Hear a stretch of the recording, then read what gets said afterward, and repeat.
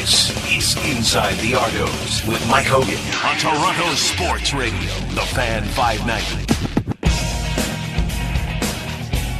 Welcome back to Inside the Argos here on the Fan 590, and you can still pick up Argo Flex Packs to enjoy all of the excitement of Argo football. How do you do it? Well, you give them a shout.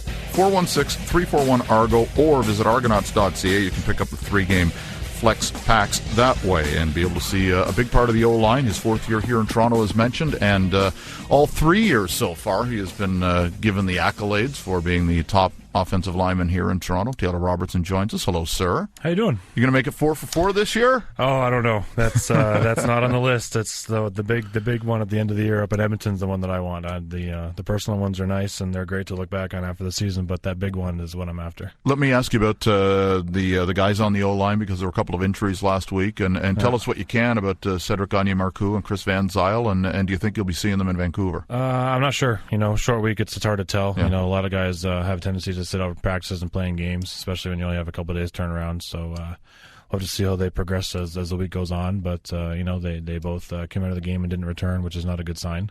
Mm-hmm. But luckily we got a lot of depth and we got a lot of guys there. So if someone needs to step up, I'm sure they will. Now, was there a little envy there? I mean, Van Zyl getting the football. I mean, you were a tight end at LaSalle back in Kingston, and then down I went Central to UCF Florida. as a tight end. I was recruited to play college tight end, and then I got fat, but it didn't work out for me. But no, you know what? We talked about it in the meetings.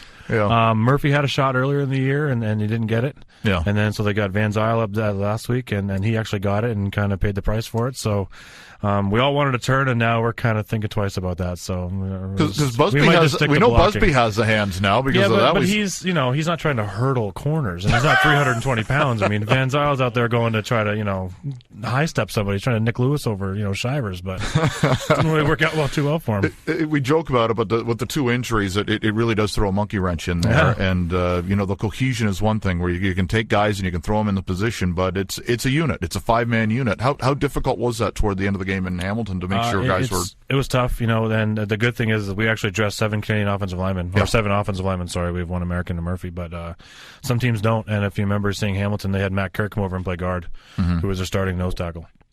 Did you talk to him after the game about that? You guys played high school ball together. Yeah, we did. No, we didn't talk after the game. There's a little incident there where my little eye poking incident happened there by accident and stuff like that. So oh really? Yeah, we didn't talk about too much things after the game, but it was all accident and everything like that. But no, I didn't talk to him about it. I saw him play, and he handled his own. It's tough. I couldn't go in at D tackle and survive. I'd probably get killed by the offensive lineman, even though I know what they're trying to do. But it's hard, right? So, but for us, it's you got guys in different positions, and unfortunately during the week you don't have that many practice reps to throw your backup guys and mix them in with your starters, so you don't have your chemistry with your guys you're used to playing with. So that's something you have to adjust to on the fly.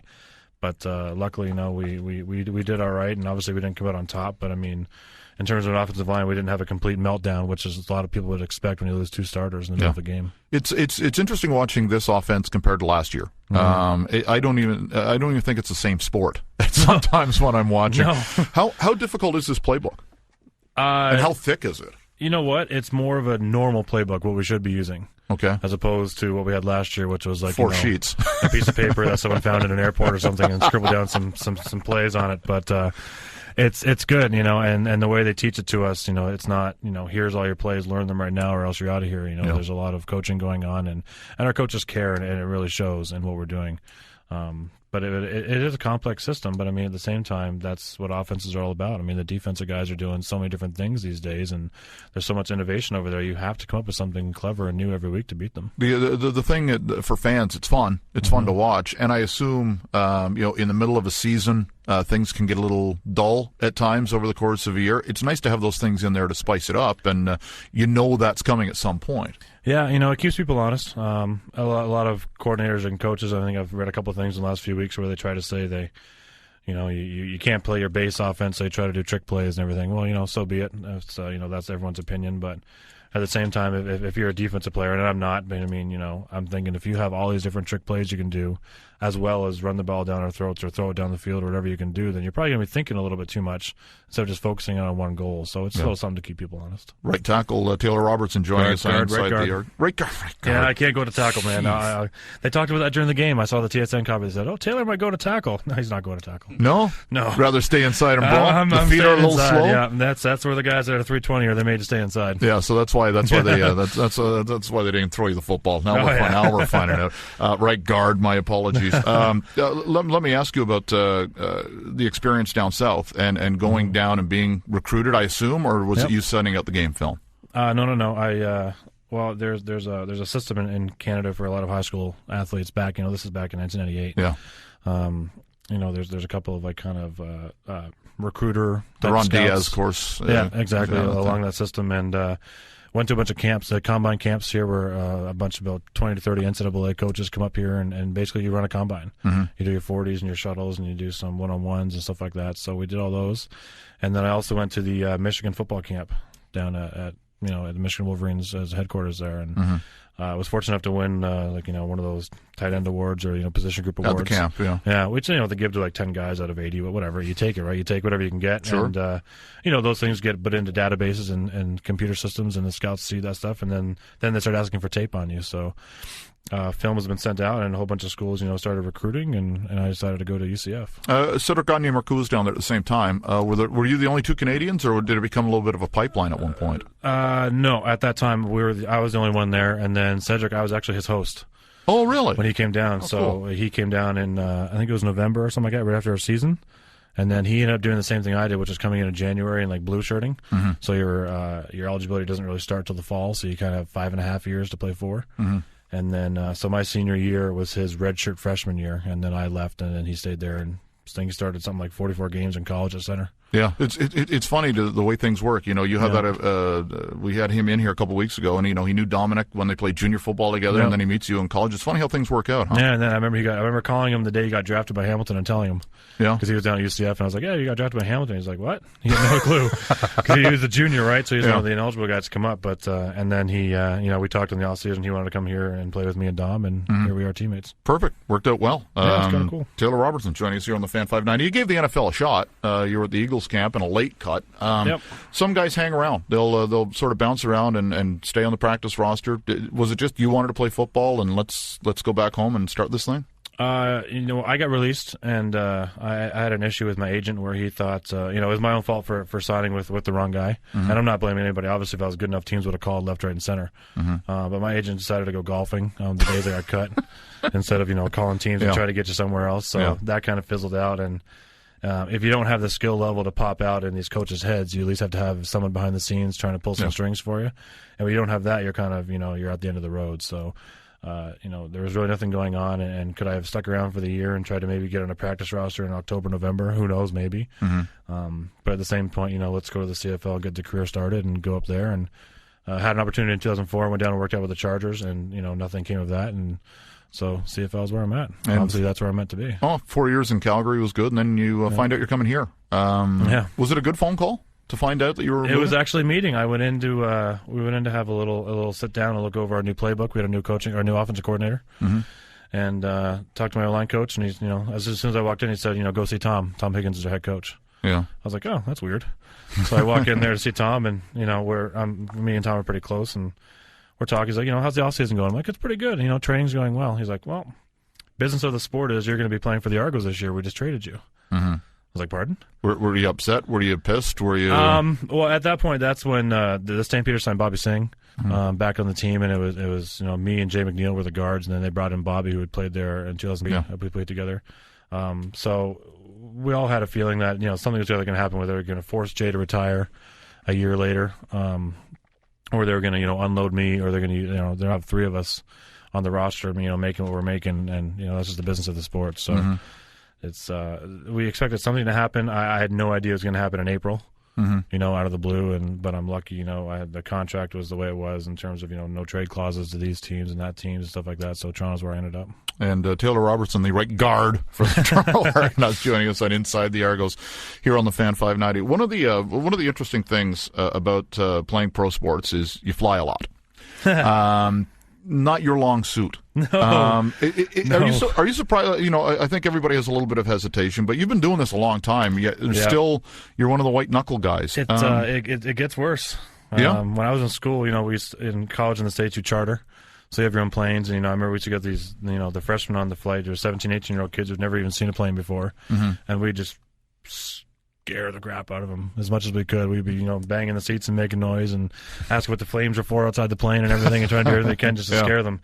And, you know, I didn't care at that point, but now I'm the one. I'm holding on to the seat for dear life in front of me whenever we got some little bit of turbulence. So. Any idea how that happened? I don't know. It's I don't know. I don't know why it bothers me at all. It's weird. But and then the other thing too is if people, you know, follow me along on Twitter and stuff, they'll see that I'm addicted to the show Mayday on Discovery Channel, which is based solely on the documentary on plane crashes. I watch that constantly. I love that show. Well, it's like the people who are, my girlfriend is terrified of sharks, yet when Shark Week is on television, she has to watch every episode. So it's the same thing. Bad that when we used to fly with WestJet, you know, you have the live TVs, and the show would be on, I'd be watching it on our flight.